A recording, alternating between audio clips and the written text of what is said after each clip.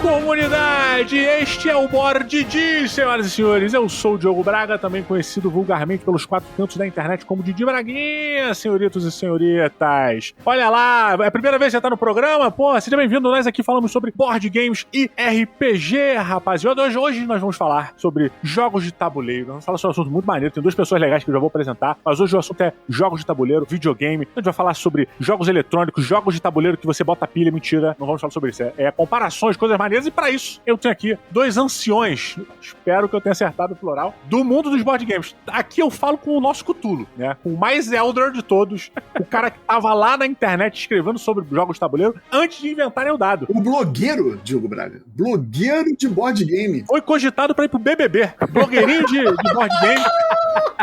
Senhoras e senhores, uma salva de palmas para o Cacado de Quem é a Vez! Ih, maluco! Errou. Falou do maluco errado. Puta, eu misturei com o Student de novo, né? Misturou com o Student de novo. Caraca, não acredito, cara. Olha só, rapaz. Caraca. Porra, toda hora que o Kaká vem aqui, eu faço essa merda. E quando o Student vem, eu falo do Kaká. Tá vendo? É bom que aí o pessoal acha que eu sou famoso, cara. Eu quero que a galera saiba que o teu blog de texto de board game, que é irado, que é um dos mais antigos, é o de Quem é a Vez. E isso que é importante. Não. E aí tem jogo. O lance entra no Student também, tá? Mas o do Kaká. Mas o do Kaká é o E aí tem jogo, que é um blog irado pra caramba. O Kaká bota review, uma porrada de jogo, ele bota lista, ele dá indicações iradas. Entrem lá e, Kaká, desculpa que era pra você se apresentar e eu acabei tomando seu tempo, né? Não, tranquilo, cara. A gente vai ter tempo pra falar mais. Tá de boa. É verdade. Olha só, e ele, senhoras e senhores, aquele cara que um dia ousou inventar a máxima de que no momento em que ele terminava de jogar, ele fazia a resenha do jogo. Isso permeou como lenda pela Terra-média, né? Pela Terra-média. Cara, os Cavaleiros de Númenor, né? Os Cavaleiros de Orlinga, os Eorlingas, acreditavam nessa lenda. E hoje, ele está aqui conosco. Senhoras e senhores, uma salva de palmas para Fabrício do Aftermath! E aí, rapaziada do Board D, e essa brincadeira de gravar logo depois durou 3 programas só. Dos mais de 500 reviews que eu já fiz pro canal, só durou 3. Olha aí. Quando eu comecei a ver que não dava pra falar logo depois de jogar, deixa isso pra depois, ninguém precisa ficar sabendo. Vou anotar aqui no bloco de notas do celular e depois eu falo qual é. Vou esperar que a galera esqueça que eu falei isso um dia, né? Que era pra ser assim. Aí vem o Diogo 5 anos depois e lembra. Por isso que a gente tem amigos assim, né? Sempre tem inconveniente. Geralmente os inconvenientes são os mais próximos.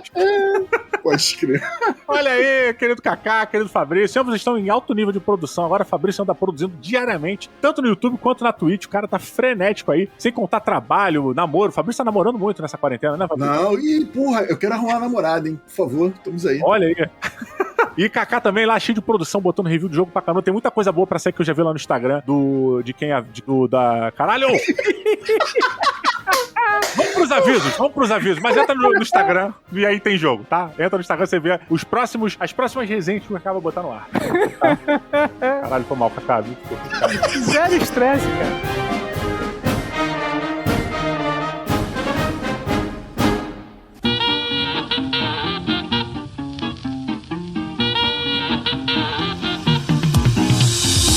Muito bem, vamos aqui para o bloco principal. Vamos falar hoje sobre videogame, jogos de videogame que viraram jogos de tabuleiro, jogos de videogame que poderiam se tornar bons jogos de tabuleiro. E a gente vai falar sobre tudo, algumas mecânicas. E vice-versa, né, jogo? Exato. Porque tem um caminho contrário. Total. Até a gente vai falar algumas mecânicas que a gente acha legal, alguns jogos de videogame que tem jogos de tabuleiro lá dentro, sabe? Jogos de carta. Bem, você já sabe mais ou menos o que a gente tá falando, mas acho que tem aqui, tem uma função específica pro Kaká. Né? O Kaká do E aí tem jogo, se vocês não sabem, ele é um retrogamer de carteirinha, colecionador de pérolas antigas. O cara começou, se não me engano, no Master System, né, Kaká? Na verdade, eu comecei no Atari, aí dei uma pulada braba, porque aí eu tive MSX, aí depois computador, e aí muito mais tarde, assim, eu tive o PS1, aí PS1, PS2, PS3, PS4. Mas nesse meio tempo eu joguei muito, Super Nintendo e Mega Drive na casa dos amigos e Master System também. Uhum. Aí, agora, durante a pandemia, eu descobri o Master System morto na casa da minha sogra. Uou! Eu falei, cara, vou ter que reviver essa coisa. Aí, cara, aí ferrou, né, cara? Você não tá podendo jogar com a galera. O que você vai fazer? Vai jogar videogame. Aí eu já revivi o Master System, aí comprei um Super Nintendo, aí já comprei um Mega Drive. Cara, tô nessa. Olha, cara, é maravilha, é muito legal também. Eu tenho aqui um Super Nintendo original, eu só realmente me espantei com o preço dos jogos, que cada vez, quanto mais velho fica, é igual um bom vinho, um vinil, né? Quanto mais velho, mais caro fica, mas realmente é um prazer. Eu tenho, né, a gente achou uma TV de tubo, de 14 polegadas, então eu tenho uma TVzinha específica para o Super Nintendo, que cara, é a mesma sensação de quando eu era moleque. Dá problema de interferência o tempo todo, tem que ficar mexendo no cabo, tira e volta, no meio do jogo a parada desconecta, aí o videogame reseta, eu perco todo o save da parada. Ai, meu Deus. E como a vovó já dizia, isso não estraga a televisão não, meu filho? Pois é, olha aí. Não sei, né? Não sei. O ser humano estraga um pouco, vamos ser honestos. Olha lá. Mas muito bem, Cacá, vamos começar então. Falamos um pouquinho rapidinho do retro game aqui, mas vamos falar de alguns jogos que já se tornaram jogos de tabuleiro, jogos que a gente já jogou, jogos que estão para ser lançados. Tem muito anúncio que saiu recentemente aí, porque isso é uma coisa que bombou. Já existem, tem muitos jogos que durante os anos foram lançados baseados em videogame, muitas franquias, mas agora isso meio que entrou no raio de atenção das grandes produtoras. E isso parece que agora tá se tornando um trend, né? Que a developer do jogo, ela lança um jogo e dentro da estratégia já tem um board game para ser lançado em conjunto, né? Acho que vídeos, milhares de sucessos, a renda, né? O faturamento lá fora dos Kickstarters é uma coisa colossal, dos próprios board games também vai aumentando muito, então isso se tornou uma parada. E eu pergunto, o que vocês já jogaram que derivou do videogame que vocês acharam bacana ou não? Cara, então, o que eu já joguei de que veio do videogame, que virou tabuleiro, que pra mim é o concurso, é o Civilization. E a história deles é muito legal, porque ele primeiro foi um jogo de tabuleiro lá nos anos 70, virou videogame, virou tabuleiro, virou videogame. É um ciclo muito interessante. Caraca, eu não sabia disso. Pois é, ele começou como o primeiro Civilization de 70, tem alguma coisa, vou até catar agora. Saiu pela Avalon Hill, e aí, cara, alguém falou, cara, isso daí dá um bom de videogame. E aí saiu o primeiro Sid Meier Civilization pra videogame, agora eu nem lembro qual plataforma, mas acho que até saiu pro Nintendo. Foi PC. O primeiro Civilization que eu joguei foi em desktop, foi pra PC. Então foi pra PC. Então a primeira versão dele foi pra PC. Caraca. Mas ele é oriundo do tabuleiro, né? Não sabia disso, cara. Que pois legal, cara. Todo mundo acha, assim, quem transita nos dois lados, acha que veio... É o contrário. Que é o contrário, mas não, na verdade... Mas o primeiro Civilization é de 1980, né? Pois é. O primeiro jogo do Civilization. Se a gente for pensar em evolução, né, o board game, ele é anterior ao videogame, claro. Sim, né? sim. O conceito do board game em tudo, principalmente o board game de miniatura militar e xadrez, entre outras coisas, né? Então a derivação do board game para o videogame deveria ser o caminho principal, mas realmente a gente fica surpreso com essa questão do Civilization. Cara, que bacana. Das franquias o Civilization lançou alguns jogos, né? Foram vários. 3, não foram, Kaká? 3 ou 4? Eu não lembro quantos. Cara, foram. ele tem a versão da Avalon Hill, aí saiu o Sid Meier's da Fantasy Flight, mas a primeira versão, que era aquela mais pesadão. Que é o Civilization The Board Game, né? Civilization The Board Game. Esse foi 2005, mais ou menos? É o de 2010. 2010, tá, 2010. A gente tem o Civilization de 80, que é só Civilization, que aí depois veio o jogo digital. Aí vem o Sid Meier Civilization, que já é o Sid mais baseado no do PC, que é de 2010. Né? E agora em 2017 saiu o Civilization A New Dawn. Não, e tem também o Sid Meier Civilization The Board Game, que é de 2002, mas esse é ruim. Esse é o pior de todos. Eles quiseram dar uma melhoradinha no de 2010, não é isso? Ele é do Glendower, é do cara do... Não, peraí, ele é 2002 ou 2012? Tem o de 2002, na verdade. O de 2002 não é legal, depois lançou o Sid Meier Civilization em 2010. Isso. Tá. O de 2002 é do mesmo cara que fez o Age of Empires também pra tabuleiro. Olha, cara. Mas o Age of Empires aí, no caso, veio da franquia... Exatamente, ele veio da franquia do PC pra mesa. Caraca, olha, eu vou te dizer uma parada. Bem, o único da franquia do Civilization que eu joguei foi o New Dawn, que foi 2017, lançamento e tal. Vou te falar, cara, eu fiquei embasbacado com o jogo, achei o jogo... Eu sei que é um jogo que divide um pouco as opiniões, assim, tem muita gente que não acha maneiro, acha que deseurificou o jogo, tem gente que deixou o jogo muito rápido, tem algumas aleatoriedades ali que a galera não curte, mas eu achei as soluções pra deixar o jogo mais rápido e mais friendly muito divertidas. Eu achei que o jogo ficou realmente furioso, assim, sabe? Eu gosto bastante. A dinâmica dos bárbaros se mexendo, achei interessantíssima, cara. Daquela guia que fica por baixo, aquela guia do tempo, né? Que você vai jogar, que é uma coisa comum, das tecnologias, né? Das tecnologias, você vai comprando, vai jogando pro lado e elas vão evoluindo, aí você vai evoluindo, ela vai puxando. Cara, é muito legal a trilha de evolução de tecnologia. Eu achei um jogo realmente muito divertido, tabuleiro modular, muito bacana, cara. Na verdade, cara, o grande problema que teve é a expectativa. Isso, todo mundo que é do meio pop geek, que vai cinema, vai ver série, a gente tem esse termo, né, da expectativa fode a porra toda, né? A gente fala sobre isso. Então, quando anunciaram o Civilization New Dawn, todo mundo tava com uma expectativa muito lá em cima de ser algo melhor do que foi o de 2010. O de 2010 é muito bom também, né? Só que eles não se anulam, são jogos diferentes. O Civilization New Dawn, ele tornou mais palatável o tema do Civilization, pra ser um jogo que, pô, você vai jogar em menos tempo. Eu tenho uma partida de Civilization The Board Game, o de 2010, eu, Zé Amado e Lucas Amiuni, a gente jogou por quase 5 horas, cara. 3 pessoas. A última partida que eu joguei do Civ de 2010 fui eu, Camilo, Márcio e mais uma pessoa da galera das antigas. Bousada. Com todas as expansões, a gente desistiu assim com 7 horas de jogo. Nossa, cara. Mas desistiu porque não ficou legal ou cansou? Não, a gente deixou o Bousada ganhar. A gente falou, cara, invade aí minha capital, vamos que vamos, porque já não dá mais, cara, não aguento mais jogar. Entregou o jogo porque não tava conseguindo mais. Isso, vocês acham que ele ficou cansativo? Ele era bom, mas ele é cansativo porque ele é longo? Ou ele não é tão bom assim? Não, assim, o jogo é excelente, mas ele tem um pouco de repetitivo. Ah, tá. Então chega uma hora que você não aguenta mais fazer o que você está fazendo durante 7 horas. Ele não é que nem... Porque olha só, esse discurso, Kaká, quando a galera tá falando de Twilight Imperium, por exemplo, ele já é bem diferente. É um jogo cansativo, é um jogo trabalhoso, mas você fica na mesa. Eu ia comentar isso agora. Ele diferente do Twilight, que o Twilight, ele tem... A dinâmica de política, de selecionar as ações, né, Kaká? Isso faz o tempo passar. E rodada a rodada o jogo é muito diferente. Já o do Civilization, não. Você vai fazer isso.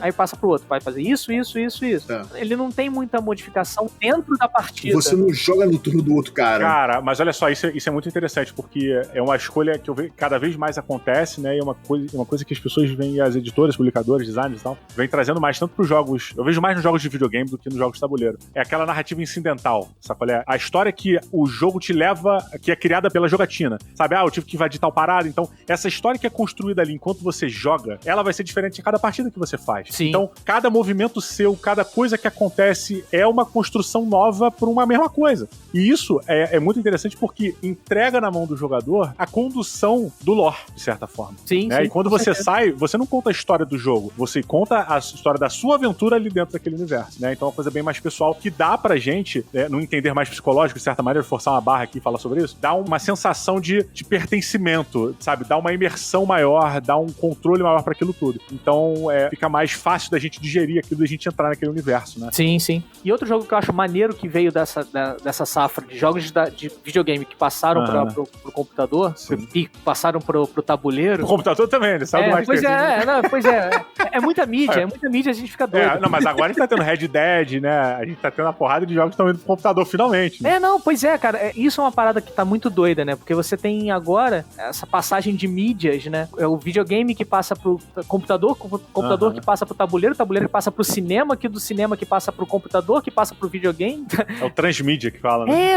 Agora, até saindo um pouquinho do assunto, mas, por exemplo, o jogo da Ruiva lá, que Eloy!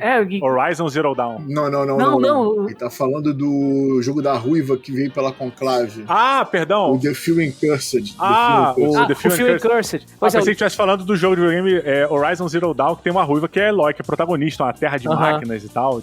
Maneiríssimo também. The Few Cursed, jogo de Velho Oeste, tem uma pegada muito Deadlands, né, cara, do Savage Worlds. E ele veio e ele partiu de um gibi, cara. Ele saiu do gibi pro tabuleiro. A gente tem agora o Monster Hunter, que teve filme, que é videogame, e que, cara, tá acabando agora o financiamento coletivo do board game do Monster Hunter. Pois é, vamos falar nisso, a gente vai chegar nesse ponto. Mas antes de chegar, vamos falar mais um pouquinho dos jogos que já foram lançados. Porque se a gente for falar de expectativa aqui, a gente vai entrar no hype hardcore pra caralho, ficar todo mundo... É absurdo, né? Só, assim, rapidinho que eu lembre. Tem o God of War. Porra, cara. É inclusive trabalho do amigo nosso, do Fel. Pode crer, cara. Vocês já jogaram God of War? Já? Eu não. Eu ainda não consegui jogar. Ah, tá. Tem um que eu gosto pra caramba que eu joguei, e é mais antigo, cara, e é o Doom Board Game.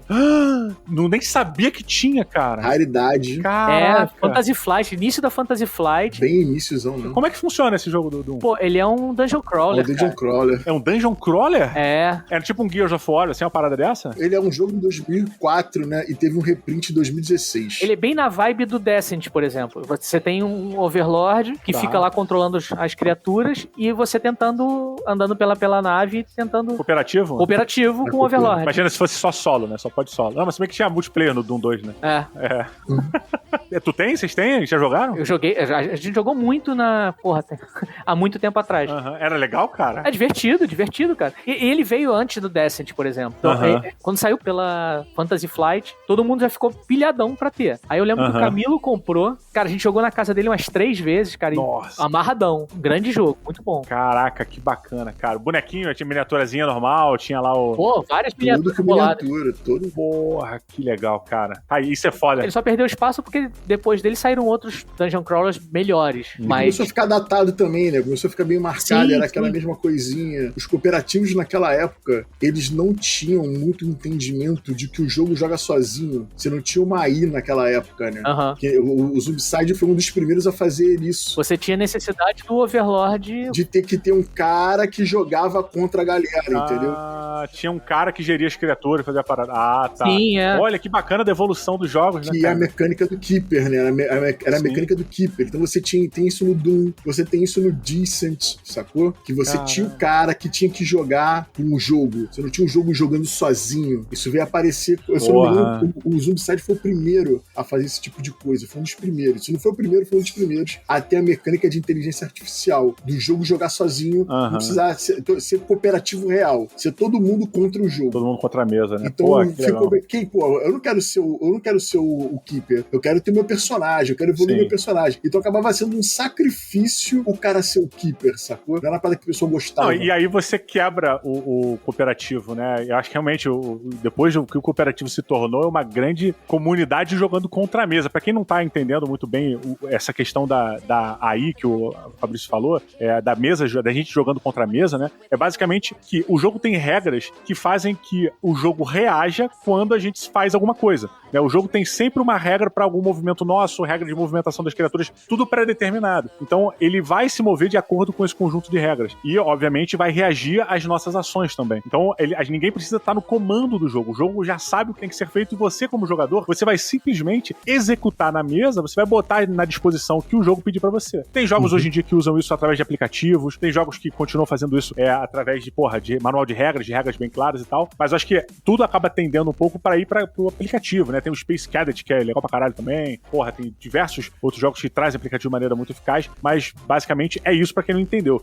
Que legal, cara, eu não sabia do Doom, cara. E agora com gatilho pra comprar, pra botar na coleção. Eu juro que eu pensei que isso eu soubesse. E tem 2 que eu acho que também são mais ou menos dessa época, que pra mim, cara, o Warcraft Board Game, que é muito legal. Peraí, o Warcraft não é o do Small Worlds? Não, esquece. Esse é o Small World de agora.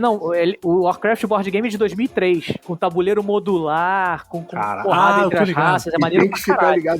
E tem que ficar ligado nisso, porque teve um outro que eu acho que chegou a vir pro Brasil, a Devi chegou a lançar no Brasil em português, mas que não era muito bom. Não, peraí, é do World of Warcraft ou Warcraft? Não, vamos lá, olha só. Tem o Warcraft The Board Game, que é irado. Porque a Blizzard gosta muito de lançar board game. Ela lançou StarCraft também, né? Lançou outras coisas. O StarCraft, o Warcraft e o Warcraft Board Game tem tabuleiro modular, maneiro pra caramba. Tem uma expansão com os heróis, é maneira. E tem o World of Warcraft de 2005, que é caixão. O World of Warcraft que não é legal. Não, calma. Eu acho que você tá confundindo. Não, o World of Warcraft não é legal porque tem aquela chuva de dado. Calma. Deixa eu te explicar. Tem o World of Warcraft The Board Game. Calma. Sim, que é ruim. Não, esse... Não é ruim. Eu joguei. Você não tá confundido com o Adventure Game, que é o bobinho? Não. O Adventure Game que é o bobinho. O World of Warcraft The Board Game é gigante. Você leva 2 horas pra no final, as lutas entre as pessoas, cada um pegar 16 dados na mão e jogar na mesa. É uma merda. Não é legal. O jogo, quando é lançado baseado no videogame, obviamente, né? O jogo tabuleiro, quando é lançado baseado num videogame, obviamente que ele não tem como reproduzir tudo que o videogame te permite. Porque ele tá lidando com outro tipo de dinâmica, outra mídia, né, cara? Tipo de mídia, outra forma forma de interagir com o público. Então, se o cara for inserir todas as mecânicas que tem no jogo de videogame, meu irmão, tu vai jogar igual tua vida, né? Respirou, mexe um negocinho, virou, olhou pro lado, é foda, não dá. Mas em essência, bem, por core game, eu entendo que ele deva, ou sei lá, eu vou botar deva, né? Escolher as mecânicas centrais que fazem daquele jogo de videogame conhecidos. No caso do World of Warcraft, o board game, eles seguiram mais ou menos isso, eles foram pro governo e fizeram uma parada completamente aleatória. Não, então, no World of Warcraft board game, eles tentaram trazer muita coisa do videogame pra dentro do jogo e ficou uma doideira danada. Não ficou legal, ficou... Assim, cara, você pega aqueles manuais gigantes da Fantasy Flight, você tenta entender e não consegue, você tá sempre indo até ele pra tentar, cara, isso não tá funcionando, será que é isso mesmo? Então ficou muito confuso pra um jogo que não te entrega uma experiência legal. Tá. Já o Warcraft The Board Game, cara, pra mim é uma das melhores adaptações de videogame pro jogo. Olha, de tabuleiro. que legal. Por quê? Você tem a parada de você mandar o teu carinha lá cortar madeira, e você exaure a madeira, e você, precisa da madeira pra criar o prédio, e você tem... Peraí, esse no World of Warcraft ou esse no Warcraft? Não. O Warcraft The Board Game. Ah, o que é Warcraft The Board Game. baseado no Warcraft 3 eletrônico. Sim. Maluco, ele é Não, muito mas aí são maneiro. propostas bem diferentes do jogo de videogame, Sim. né? O World of Sim, Warcraft, ele é uma parada focada em um personagem, e o Warcraft... Um é um MMO, outro é RTS. Isso, e o outro, ele é um jogo de construir uma civilizaçãozinha ali, que construir tua parada. Exatamente. Né? E aí você tem o ataque dos inimigos. E cada um tem um controla o orc, outro controla o humano, outro Competitivo, né? competitivo. E é isso, você tem, precisa... Tem Fog of War, cara? Você sabe onde tá a base do inimigo, assim? Tem. Tem que é porque você vai virando os tiles, né? O Fog of War é representado por virados de tile. Se eu não me engano, a Devir lançou em português de Portugal ele aqui. Sim, ele foi lançado. E, tipo assim, sumiu. Nossa Eu me lembro que eu queria comprar na época, mas eu fazia faculdade, né? Todo mundo apertado, trabalhava o dia inteiro, fazia faculdade, e chegou ele no Brasil em português de Portugal. Se você for vendo os créditos dele no BGG, tem Devir lá, então ele já foi lançado por ela, só que ele sumiu, ele esgotou absurdamente. Caraca, cara. Não, e Sacou? o grande problema dele é que ele não teve continuação, não teve apoio porque ele é um jogo de cenários. Então você... Como assim cenários? Você tem o cenário, você monta o tabuleirão como... Setup, né? Você monta o setup Em função de um cenário. com um cenário. E aí o objetivo do cenário 1 é ganhar 20 pontos. Ah, caralho, então ele acompanha mais ou menos o single player do jogo de verdade. Sim, cara.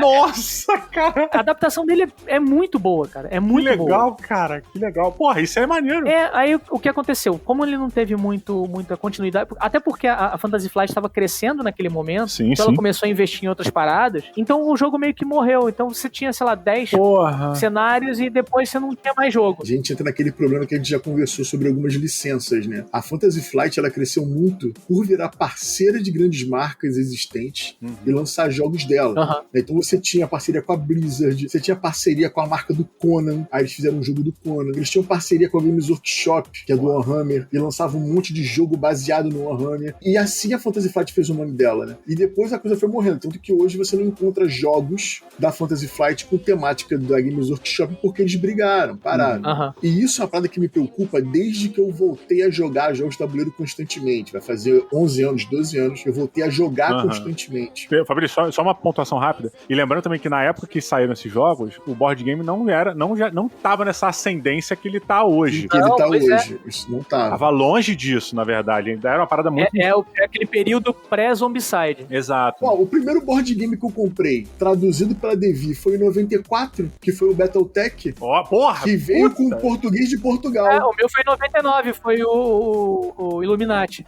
Não, o Illuminati eu tenho ele aqui até hoje, e eu comprei logo, eu só tinha dinheiro pra comprar um. Aí eu comprei primeiro o Battletech, fiquei sem lanchar na escola técnica durante um mês, sem comer joelho e tomar refrigerante ali no colégio militar, fiquei guardando dinheiro pra depois comprar o Illuminati. Isso tudo em 94. Porra, peraí, eu acho injusto. Eu classificava o Battletech como RPG. Não, ele é um wargame de tabuleiro. Ele é um wargame, é assim. Porque tu entrava no mundinho, tu virava um robozinho. Claro, eu era um robô, porra. Às vezes que eu joguei, eu controlava uma máquina, um mecha. Mas você pode entrar mais no mundinho ainda. Tem um modo do Battletech que você constrói o teu robô gastando ponto. Aí tu pode falar, tu faz a ficha do robô gastando ponto. Não, sim.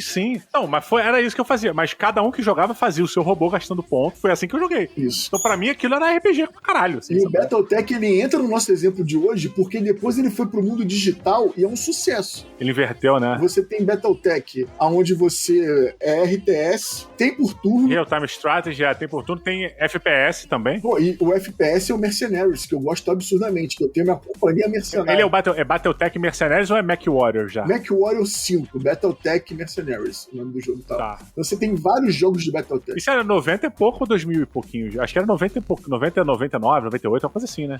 Caraca, pode crer, cara, pode crer. Então ele vem com essa base já pra sair do tabuleiro e vir pro jogo eletrônico. E hoje, ele existe no jogo de tabuleiro. Saiu uma edição nova dele há 2 anos atrás, que eu quase comprei. Eles fizeram uma edição toda revisada, com arte, com as miniaturas já com uma qualidade muito mais maneira, sabe? Com cenários irados pra você poder jogar, mais dinâmico, porque era muito burocrata. Você, porra, a conta que você tinha que fazer pra acertar o cara, o cara se moveu, o cara não sei o que, era uma burocracia. Ele ficou mais dinâmico.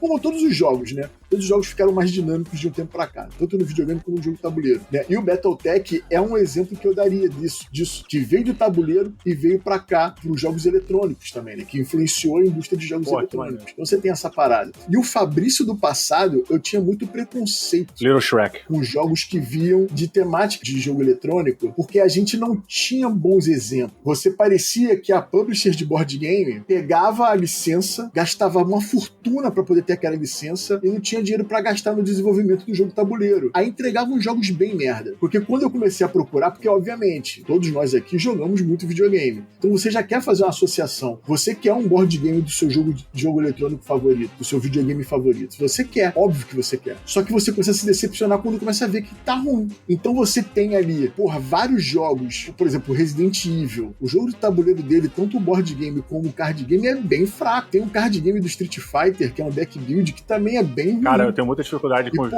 Quem não jogou Street Fighter? É verdade. Aí você tem o exemplo do Doom, que funciona. Não, mas olha só, mas aí você entra também numa esfera de perfil de jogador que talvez não se identifique com o tabuleiro, né? Eu fazendo uma análise muito rasa aqui, eu acho que o perfil de jogador do cara que joga um Street Fighter, cara, eu tô falando enquanto eu tô falando e já não tô concordando comigo. Mas vou concluir pra ficar lógico. Mas faz sentido. Bem, o perfil de jogador de jogos de ação me parece não fazer sentido com o perfil do jogador de board game. Ao mesmo tempo, e agora eu tô me discordando de mim mesmo, o cara que é um profissional do jogo de luta, ele é muito estrategista. Ele é quase um jogador de Magic. Ele pode não ter a ver com o board game, mas um card game, um Magic, uma parada dessa, talvez tenha muito a ver, saca? Talvez faça sentido, mas no caso que você falou, não deu muito certo. Ele sabe a combinação, né? Não, mas o que acontece? Tem um amigo nosso, o Leandro Pires, né? Salafra. Que joga o podzinho com a gente. Designer do excelentíssimo Paper Dungeon. Lembrando que Kaká, que está aqui também, tem um jogo divertidíssimo chamado Die Die Die. Um jogo de dados, petelecar dados. Porra, se você tem filho, tu vai se amarrar. Se você é adulto, você vai criar uma rivalidade entre adultos e as crianças vão nem perceber que vocês estão querendo se matar.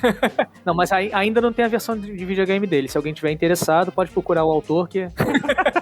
o Leandro, ele fala uma parada que a gente já conversou muito sobre isso, que é muito interessante, que é complicado você retratar no jogo de tabuleiro a velocidade da ação em um jogo eletrônico. Sim. Então, pra mim, o grande problema é quando você quer representar isso no jogo de tabuleiro o mais fiel possível. Você tem que tentar ir por um outro caminho, você tem que navegar por um outro caminho. Você não tem como. Como é que você vai fazer a ação do Street Fighter? Tem um jogo de luta, que é um card game de luta. Yomi e Duelo. São os dois jogos de porradaria que eu já joguei, pelo menos. Não, mas... É tipo o Bruce Lee na capa da voadora, na caixa de o Yomi, ele faz combo de cartas. Sim. Que é o jogo eletrônico. Então você tem um personagem de um lado, um personagem do outro. Você tem que saber a hora certa de usar as cartas pra dar o counter e montar os combos pro cara. Foi a melhor adaptação de jogo de luta que eu já vi até hoje. Eu tive esse jogo, joguei bastante. Eu vendi ele pro programa de espaço, mas é um jogo pra 2 pessoas, né? Eu jogo com muita gente, então é um jogo pra 2 pessoas, não fica muito tempo na coleção. Mas eles conseguiram adaptar isso. Mas já tem outro exemplo, Dark Souls, que pra mim é uma das melhores adaptações. O Dark Souls, o amarelo, capinha amarela e tal. O Dark Souls, ele é conhecido no meio de jogos digitais por ser um jogo difícil, porque você vai morrer, vai voltar várias vezes e tal. Mas qual é a parte que você evolui no jogo? Quando você percebe a mecânica padrão do monstro, né? Cada monstro tem aquele movimento padrão dele. E que por mais... Padrão de movimento, padrão de ataque, padrão de defesa, como ele ataca. Exatamente. E por mais que seja padrão, tu vai morrer pra cacete dele. Porque ele é difícil por natureza. Isso no jogo digital. Como é que eu faço isso no jogo eletrônico? A publisher do Dark Souls no jogo de board game, ela fez os personagens, fez a mecânica de você pegar as souls pra fazer o upgrade do seu personagem. Olha, que maneiro, sacou? cara. Então, tipo assim, você vai morrer várias vezes lá também. Você morre várias vezes lá. E como é que ele simulou? Você tem um deck de cada monstro. Porra, e esse deck é o padrão de repetição do monstro em cada partida. Então isso é sensacional. Parece genial. Cara, e outra coisa, o posicionamento tático dos jogadores no tabuleiro. Ele é de miniatura? Ele tem miniatura? Ele é de miniaturas lindas. Eu joguei a versão do Dan Pasquim, amigo nosso, que é fanático por jogos de miniatura. Porra, grande Dan lá, do Se Joga, junto com o Elcio também, beijo. Se Joga, então ele tem a coleção inteira, ele pegou o financiamento coletivo com todas as caixas. E a gente jogou, caraca, e é sensacional, porque você tem que pensar, pô, o cara que vai dar... Porque se eu não me engano, eu não joguei o jogo eletrônico, mas no jogo eletrônico ele não tem multiplayer, né? Ele é single player. Só single player, só conheço o single player. Então como é que eles adaptaram isso? Não, na real, assim, ele até tem um multiplayer ali, só que você não interage, na real, né? Você vê as almas das outras pessoas, onde é que a pessoa morreu. Se eu não me engano, é uma parada dessa, né? Você me corrijam aí nos comentários, já nas redes sociais. Jogar junto, né? Você não joga junto, os dois juntos. Então você tem as outras pessoas que estão passando por aquilo ali também. Entendi. De certa maneira. Então, ali, como é que ele adaptou isso? Então, você tem um tabuleiro, esse tabuleiro tem as esferas, onde você posiciona cada personagem de acordo com a role dele. Então, o cara que aguenta mais porrada, o tanque, o DPS, né? O cara do suporte. Você faz isso ali, eles têm os equipamentos, tem como jogar, e o monstro vem sentando a porrada, mano. Vem descendo a lenha. Vocês vão morrer, provavelmente. A gente morreu umas 2 vezes. Cooperativo? É cooperativo. Quando você morre, você volta lá pro início com as suas souls e vai fazendo o upgrade. Aí você fica mais forte e vai matar o monstro mais rápido. Cara, esse é um exemplo que eu acho perfeito, eu acho que em cima de tudo que a gente tá falando, porque acho que o grande desafio, como a gente já falou, o grande desafio do board game é trazer a essência do game digital pro tabuleiro, e vice-versa, né? Seria um exemplo de um jogo que funcionou e fez isso de uma maneira que parece ser muito bacana e bem precisa. E eu vou trazer um exemplo de um jogo que eu acho que não fez isso, que foi o XCOM. Nem me fala. Porra, o XCOM, pra mim, quem jogou o XCOM lá do começo, porra, XCOM, Apocalipse,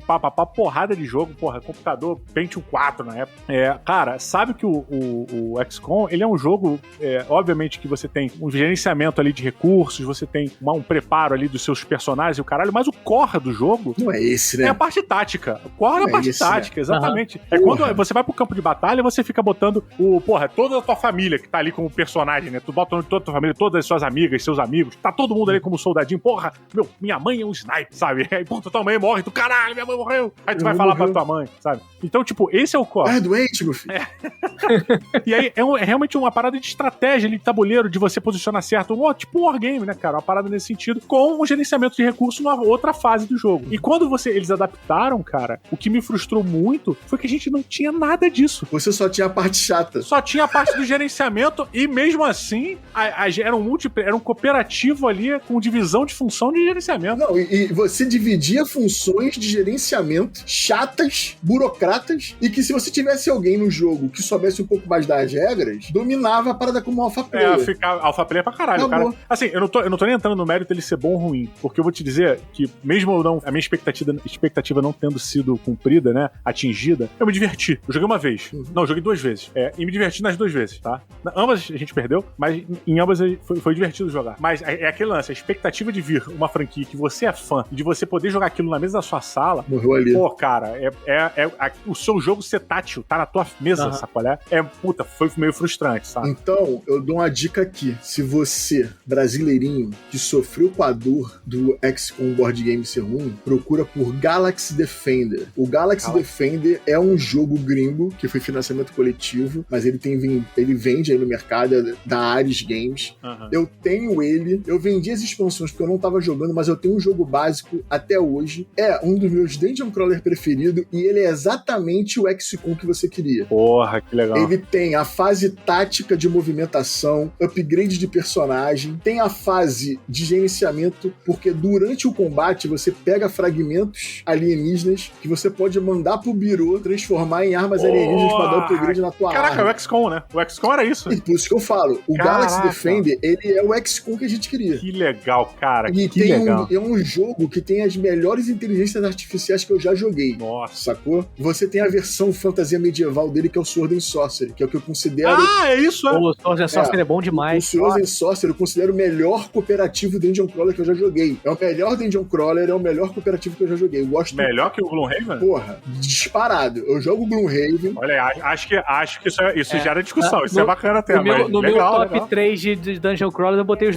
dois empatados. Ficou em cima do muro, hein? O Gloomhaven, eu gosto, mas é aquilo que eu tô te falando. O Sword and Sorcery, que eu falo bastante, ele é mais palatável, ele funciona melhor, ele roda mais. O Gloomhaven tem toda uma organização pra gente poder fazer ele acontecer. Chega uma burocracia, assim, mais ou Eu menos? preciso jogar 50 partidas de Gloomhaven pra falar, caralho, que jogo maneiro. Ah, O tá. Sword and Sorcery, você jogou uma partida, 2 partidas, porra, jogo bom. Mas voltando ao assunto, o Galaxy Defender, ele tem uma mecânica sensacional. Por exemplo, quando você tava lá no XCOM, quando tu via um tipo de monstro, tu já sabia qual era o padrão do monstro. Pô, ele vai vir pra cima de mim. O Bruto, tinha um cara que era o Bruto, que ele vinha pra cima de tu pra dar uma porrada. Tem o outro lá que era o Spike alguma coisa. Tu sabia que ele ia correr pra te atacar de longe. No Galaxy Defender, a inteligência artificial resolve isso. Porra, tá. Cada tipo de monstro tem um padrão de movimentação, se estiver perto, se estiver longe. Cara, você falou em monstro, você falou no Galaxy Defender e me lembrou o Nemesis, né? Até relativamente recente aí. O Nemesis, que é um board game bem bacana, inclusive.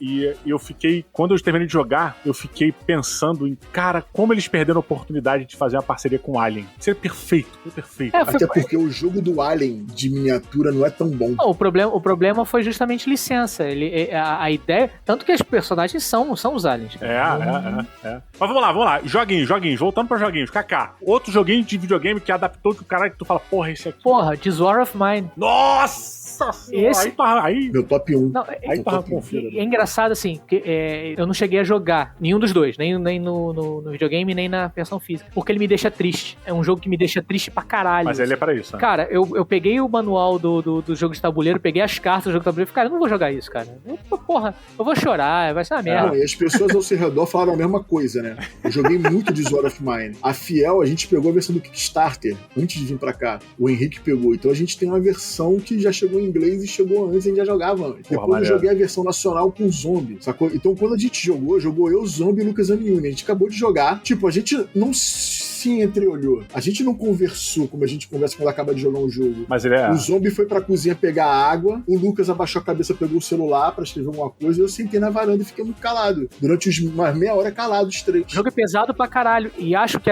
o grande mérito da adaptação foi justamente esse, porque eles conseguiram trazer todo esse peso sentimental do jogo, do videogame, que você realmente... A grande vantagem dos jogos de videogame são essa imersão que você tem, assim, principalmente os jogos atuais. A imersão que você tem com o jogo. Quando você vai jogar um Call of Duty, por exemplo, da Segunda Guerra. Maluco, o desembarque da Normandia, cara, tu chega a se abaixar em casa e o caralho. Isso. É doido. Não, e essa evolução tecnológica, ela vem para diversos fatores, além da narrativa, né? O jogo ele tá cada vez mais cinematográfico, você tendo a precisão da câmera, né? A movimentação de câmera específica e tal. As histórias estão cada vez mais realistas, cara, e melhores e mais envolventes. E a gente tá indo pra um passo evolutivo que é o passo do VR, onde a imersão é a primeira premissa. Onde você, quando bota o seu VR, você já tá lá dentro, né? E aí isso é incrível. Isso é muito doido. E aí o que eles conseguiram fazer com a adaptação pro tabuleiro foi impressionante, porque você tem essa... Cara, eu prefiro o This War of Mine no tabuleiro, Kaká, do que no videogame. Sendo muito honesto, cara. Porque, e vou te explicar, eu gosto do This War of Mine do computador, já joguei, legal, porra, é um jogo importante, um jogo interessante. Mas o jogo, ele dita o ritmo pra você. No tabuleiro, você dita o ritmo. E isso me dá um pequeno conforto. Eu sei que a intenção do videogame é ditar o ritmo mesmo, para você ter essa experiência, mas eu consegui digerir melhor os acontecimentos e pensar melhor e ser mais afetado quando eu ditava o ritmo dos acontecimentos. As coisas vão acontecer. O This War of Mine, em essência... Eu acho que é a questão do visual, né, Gil? Também tem isso, né? Não, mas eu acho que é a questão do timing mesmo. Você no tabuleiro, você tá imaginando. No tabuleiro, você vai ler a parada lá, aí, cara, não tem nem como falar que isso é spoiler, porque tem 550 opções diferentes de acontecer. Você pode jogar 10 partidas de This War of Mine e não aparecer isso. Mas uma das cenas que fudeu a gente, que a gente parou de jogar, a gente morreu, acabou o jogo, a gente ficou em silêncio, nessa minha partida com o Zombie e com o Lucas, foi que a gente encontrou um coroa, um velho, com um neto, soltando fogos no meio da guerra, ou seja, estão chamando a atenção e foda-se. O coroa virou e falou, não, A vida é bela, né? A vida é bela. eu estou soltando fogos porque o meu neto nunca viu queima de fogos. E o moleque não tinha uma perna. Meu irmão, essa porra fudeu com a gente, mano. O This War of Mine, ele entra num nível de jogo que é tipo aquele Dead of Winter, né? Que são jogos de encruzilhada, né? São jogos de decisões morais, onde você tem que ter escolhas ali, você testa sua ética, sua moral e o caralho. É lógico que é um jogo de tabuleiro, que é um jogo de computador, então você não é aquilo ali que você tá fazendo necessariamente. Eu acho que é assim. Eu acho que é Aí assim. vai de cada Eu acho. Não, Mas é um jogo que estimula e faz você pensar em cima dessas decisões e te bota no papel de um personagem que tem que fechar a porta quando bate no meio de uma guerra, tá vindo um esquadrão e o personagem abre a porta, vê que tem uma mãe com uma filha de colo no colo e tem um tanque vindo para atropelar ela e você tem uma família dentro da sua casa e você não abre a porta, porque você quer que a sua família sobreviva e você vê a pessoa morrer. Então ele é um jogo de carta, ele é um jogo de história, né? Você vai lendo as histórias, os acontecimentos vão acontecendo, você vai ditando a narrativa, você vai contando o que tá acontecendo no seu ritmo. Mas ele tem uma similaridade muito grande pra mim com The Grizzle em cima das decisões. Sim. As decisões boas, os acontecimentos bons são raríssimos, porque você tá no meio de uma guerra. Essa é a premissa do jogo. É uma guerra, né? Você tá no meio de um país que começou uma guerra civil e você não conseguiu fugir. E você tá tentando sobreviver. Você não tem comida, você não tem água, você não tem luz, você não tem nada. Então você tá tentando sobreviver contra Você não tudo. conseguiu voltar pra casa. Pois é, A verdade. história, tem personagem que tava no trabalho, morava na periferia e não conseguiu sair. Então ele tá dentro do centro da capital e não consegue sair de casa. E ele é um jogo cooperativo, This War of Mine, mas vocês não são cada um personagem. Isso aí. Todo mundo é a mesma pessoa. É como se fossem as consciências daquela pessoa tomando a decisão. Então no final da mesa, quando chega a hora de você decidir o que o cara vai fazer, o que a personagem vai fazer, vocês têm que entrar em consenso. Então ele te obriga a debater sobre aquela questão moral que tá sendo colocada na sua frente. Não, ele é impressionante. Isso pra mim é irado, cara. Ele realmente é muito maneiro. É muito E é isso, é o nível de imersão e de transposição do digital pro tabuleiro que, porra, foi perfeito. Pra mim, ele é perfeito. É o melhor exemplo dessa transposição. Eu tenho 4 partidas jogadas. O máximo que eu cheguei foi no 4º ataque de frio. Não, eu não consigo jogar. Você tem os ataques de frio e foi com a Fiel, porque a gente jogou várias vezes. Então a gente já tinha, a gente precisa fazer o aquecedor, a gente precisa fazer. E nem sempre é uma build order normal, porque pode vir eventos que o aquecedor não fez diferença, mas morreu todo mundo de fome, porque ao invés de você fazer comida, você fez o aquecedor. E o frio não veio, mas a fome veio. E todo mundo morreu de fome. Pô, que irado. Então você não tem esse build order. Mas a gente foi ficando malandro. Então a gente conseguiu durar, se eu não me engano, até 4 ataques de frio. No 4º ataque de frio, a gente não tinha a casa toda protegida. Putz, congelou geral entrou dentro de geral. casa. Isso é... Cara, o This War of Mine é um jogo que é muito interessante. Ele merecia realmente um episódio só falando dele. Os personagens vão ficando malucos, sabe qual é? Cara, é tanta coisa que a gente pode bom. falar sobre o jogo. Eu só joguei ele solo, eu nunca joguei com mais de uma pessoa. Eu tentei uma vez adaptar ele pra fazer em live e tomei a decisão que acho eu acertadíssima de não fazer, porque ele, na época de pandemia, então, bad vibe pra caralho. Não, cara. Não, você vai entrar numa que não seria muito maneira não, Brian. Mas, cara, ainda assim, é um excelente jogo, é um game design muito bom, e é um jogo que traz questões, né? O jogo de encruzilhada tem essas paradas, Dead of Winter tem essa porra também, de que traz questões que são importantes, são interessantíssimas de você debater ali na mesa, você vê opiniões divergentes da parada. Pra mim, o que... assim, o Dead of Winter eu já joguei algumas vezes, eu gosto pra caramba. Mas, cara, é zumbi. É zumbi. Você tá... então, te distancia um pouco, né? Da realidade. Matar um zumbi tá tranquilo. Matar um cara que deu moral pra zumbi. Foi o que a gente conversou. Acho que a gente conversou isso jogando COD outro dia, Diogo. Que zumbi é a única coisa que a gente pode matar politicamente correta. Foda-se. Zumbi nazista. Zumbi nazista. E no COD é zumbi e nazista. Então a gente mata com prazer duplo, né? É zumbi nazista, pô. Então, é a parada que a gente pode matar sem, não vai aparecer um PETA pra falar que você tirou a pele do animal, caralho. Você tem mais dó de matar o Yoshi do que matar um zumbi. Eu tava matando monstro no Monster Hunter no outro dia digital, fiquei tenso, mano. O cara falou, eu tô passando o celular pra pegar a pele do bicho. Eu fiquei meio bolado. Mas zumbi, foda-se. Pode crer. E ao mesmo tempo que dá essa liberdade no Dead of Winter, ele tira, né? Porque muita gente não jogou Dead of Winter por considerar mais um jogo de zumbi. Uma pena, né? Teve gente que não conheceu o jogo por causa do preconceito. Mais zumbi e não conheceu o jogo, e é um baita jogo. Pelo menos no Brasil, quando o Dead of Winter saiu, o Zombicide tava no auge. Tava no auge. Então ele era só mais um jogo de zumbi. Então muita gente não jogou Dead of Winter. Uma pena, merece. Não comprou as expansões. Merece. E deixou de conhecer um jogo irado. Talvez a gente mate isso agora, porque saiu o Gen 7, que é um jogo de sci-fi. Gen 7 é maneiro. É tipo aquele filme Passageiros. Vocês já viram Passageiros? Com Chris Pratt. Com a mesma mecânica de encruzilhadas do Dead of Winter. Então talvez faça a galera ter essa experiência. A Galápagos trouxe, né? Lançou, não lançou? Trouxe. Eu recebi aqui, não pude jogar porque veio no meio da quarentena, né? Porra, maneiro. Mas eu tenho o Gen 7 aqui. Tenho muita vontade, cara. É um dos jogos que eu quero jogar quando eu poder voltar a aglomerar de novo. Fiquei muito curioso com o Gen 7, principalmente porque essa temática do sci-fi, basicamente o Gen 7, pra quem não sabe, resumidamente, a temática é o seguinte: vocês são pessoas que vocês acordaram da hibernação numa viagem espacial que ia demorar séculos. Então vocês têm que meio que sobreviver ali, repopular a nave e lidar nesse tempo de viagem antes de você chegar no objetivo. Você tem que manter as paradas ativas, se não me engano a nave tava com defeito, também tem que consertar. Ele tem uma similaridade muito grande com esse filme Passageiros, que é mais comum. Não tô falando que ele copiou Passageiros, porque essa história de acordar no meio de um voo espacial, isso é uma parada que é super utilizada na ficção científica. Então ele não copiou do Passageiros, né? É uma parada, eu acho maneiríssimo esse conceito, maneiríssimo. Tem traidor, vai ter um monte de coisa aí que vai navegar nesse espectro aí de sci-fi, terror pra cacete aí. É muito, cara, é um jogo que eu fico muito curioso, cara, muito curioso. Mas, Diogo, eu acho que tem um jogo que a gente não pode deixar passar aqui. Pô, tem alguns que a gente não pode... falando nisso, a gente já tá chegando no finalmente, a gente vai continuar falando, Fabrício, mas a gente não vai... Eu tinha falado no início do programa que a gente ia falar sobre alguns jogos que estão vindo, né, os jogos que estão em financiamento coletivo, os mais hypados, assim, do momento que estão pra sair, mas vamos deixar isso pra uma parte 2 desse episódio. Vamos deixar e agora a gente vai continuando falando aqui no ritmo, não vamos embolar essa porra. Que foi o jogo que quebrou esse meu preconceito com licenças vindas de jogos eletrônicos. Olha aí, eita, lá vem. Que foi o Fallout. Porra, eu ia chutar esse mesmo, cara. Que legal, cara. Eu não sou um mega fã do Fallout digital, tipo... Não é que eu nunca joguei. Jogava, mas tava ali. Era um jogo que tava ali. Não era a parada que eu, tipo assim, caraca, vou chegar em casa, hoje vou jogar um Fallout. Não tinha essa parada.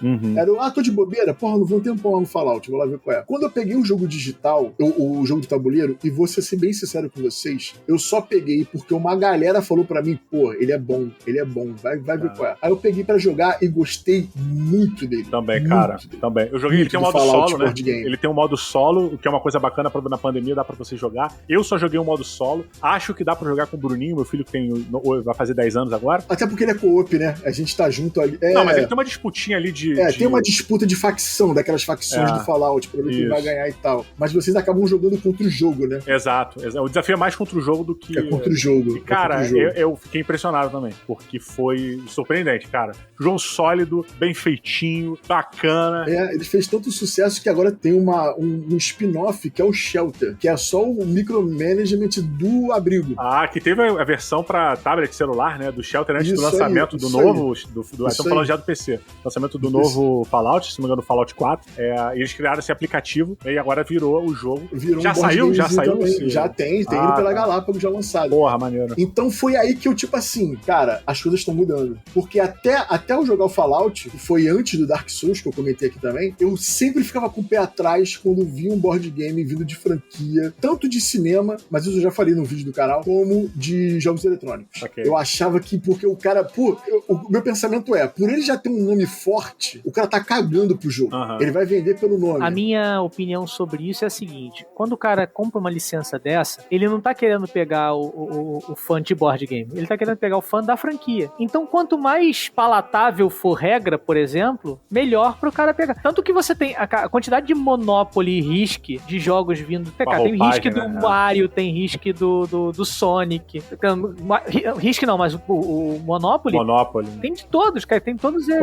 Pô, Monopoly dos Simpsons, Família Pesada, Família Pesada não sei. O que você faz? Você pega uma franquia e entuba num jogo mais ou menos só pra vender pro cara que curte a franquia. Então você não esmera tanto no projeto gráfico quanto no projeto de jogo. É raro quando acontece, né? Pois é, cara. Eu acho que isso acaba vindo também como uma espécie de herança de uma época bem triste dos videogames, né? Que foi a época que o videogame quase morreu ali no final da década de 90, acho que é final da década de 90? Não, o início da década de 90, meados, não lembro exatamente. Que teve, jogos, todo filme que lançava a galera fazia um jogo adaptado, que teve aquela fatídica história do ET, né? Do jogo do ET, que foi enterrado com concreto, blá blá blá. Você tem jogos péssimos ali, cara, adaptações horríveis, cara. Eu lembro até hoje do dificílimo e horrível jogo do Surfista Prateado, do Nintendo, cara. Que jogo merda, sabe? Mas parada, e aí era isso, né? Porque bota um nome ali, bota uma capa e vende, essa porra vende. Ao mesmo tempo, isso em qualquer lugar. Esporte, né? Você tinha jogos de boxe, jogos de futebol, jogo de canoagem, jogos aqui, tudo que botava o nome do atleta, o cara se destacou nas Olimpíadas e faz o jogo dele, sabe? Obviamente que tem coisas boas. John Montana Futebol, dando um jogo maneiro pra caramba, super sólido, divertido, bem legal. Toda a franquia do Tony Hawk de skate. Mas aí já estamos no lado melhor, né? Já estamos numa parada legal, mas acaba vendo então, disso. Esse esses são bem feitos pra caraca. Mas Pois é isso, é. é um Vem dessa ponto herança, fora da né, curva, né? Um ponto... Isso, total. E, cara, é justo, eu acho, a gente ficar com esse medo.